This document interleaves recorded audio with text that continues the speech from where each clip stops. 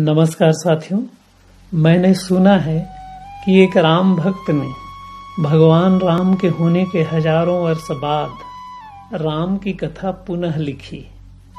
राम तो एक हुए हैं, लेकिन कथाएं तो उतनी ही हो सकती हैं जितने लिखने वाले हैं। लेकिन ये कथा कुछ ऐसी थी कि हनुमान जी को भी खबर लगी कि वह उनके भी सुनने योग्य है। वैसे हनुमान जी तो प्रत्यक्षदर्शी थे कथा के, फिर भी रोज रोज खबर आने लगी तो हनुमान जी चोरी से लुक छिप कर उस कथा को सुनने जाते थे, जिसे राम भक्त दिन भर लिखते और सांझ इकट्ठे भक्तों के बीच सुनाते थे।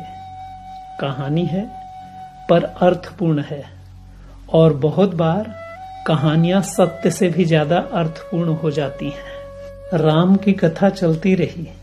हनुमान जी आनंदित थे, हैरान थे यह बात जानकर कि राम भक्त हजारों साल के बाद कथा को ठीक वैसा ही कह रहे हैं जैसी वह घटी थी। यह बड़ी कठिन बात है।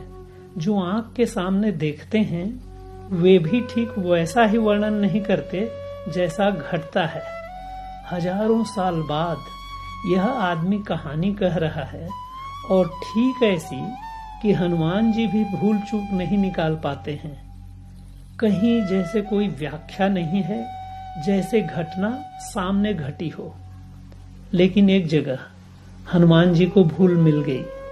हनुमान जी ने खड़े होकर कहा कि माफ करें, और सब तो ठीक है, इसमें थोड़ी सी बदलाहट कर लें। आप कह रहे हैं कि हनुमान जी जब अशोक वाटिका गए तो चारों तरफ सफेद फूल खिले थे। यह बात गलत है। हनुमान जी जब अशोक वाटिका में गए तब चारों ओर सुर्ख लाल फूल खिले थे, सफेद फूल नहीं खिले थे। लेकिन राम भक्त ने कहा, चुपचाप बैठ जाओ, बकवास मत करो, फूल सफेद थे। अभी तक हनुमान जी अप्रकट थे। जाहिर होकर उन्होंने नहीं कहा था कि मैं हनुमान हूं। उन्होंने फिर से कहा कि महाशय सुधार कर लें, मैं किसी कारण से कह रहा हूं। राम भक्त ने कहा कि बीच में गड़बड़ मत करो, फूल सफेद थे और चुपचाप बैठ जाओ।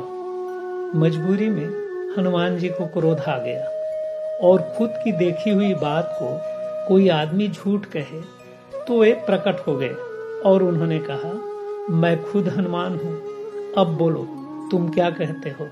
फूल लाल थे, सुधार कर लो।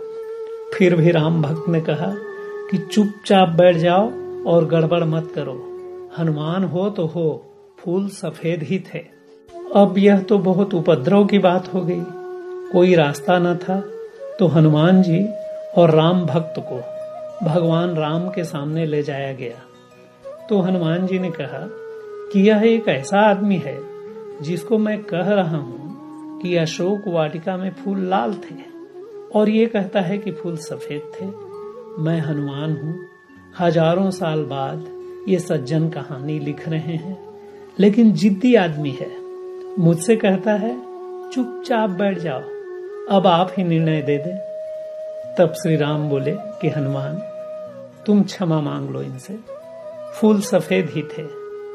राम भक्त ठीक कहते हैं। हनुमान बोले, प्रभु क्या कह रहे हैं आप? सच कहें तो जब मैं अशोक वाटिका गया था तब तो आप भी वहां नहीं थे, पर आप तो अंतर्यामी हैं, और आप मेरी बातों पर, जिसे मैंने देखा है, जिया है, उस पर भरोसा नहीं कर रहे हैं। भगवान राम बोले कि हनुमान मैं तो वही बोलूंगा जो हुआ है और जो घटा है, इसलिए मैं फिर से तुमसे कहता हूं कि तुम इनसे माफी मांग लो। दरअसल वहां तुम इतने क्रोध में थे कि तुम्हारी आंखें खून से भरी थीं, और इस कारण शुभ्र फूल भी तुम्हें लाल नजर आ रहे थे, लेकिन फूल सचमुच सफेद ही थे।